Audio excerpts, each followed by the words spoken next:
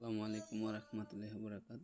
আজ 20 ফেব্রুয়ারি রোজ শুক্রবার জুম্মাবাদ পাটুলি হুমায়ুনপুর ফেরিঘাট গোরাতরা নদী চলতি নদী থেকে দুটি কালবাউস এবং একটি সরপুঁটি মাছ ধরা হয়। সরপুঁটিটি আজকের প্রথম হিট, দ্বিতীয় হিট বড় কালবাউস, তৃতীয় হিট ছোট একটি কালবাউস। উল্লেখিত মাছটি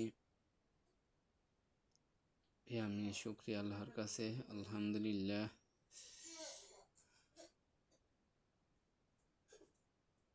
মাহে রমজানের প্রথম জুম্মার নামাজ পড়ার আদায়ের পর শুভ বিকেলে সুন্দর মাছ ধরা হয় বড়শি দিয়ে, আলহামদুলিল্লাহ। আবারও চেষ্টা করব আগামীকাল মাছ ধরার জন্য, আপনাদের জানাবো আমি আগামীকাল শুভ সকাল বেলা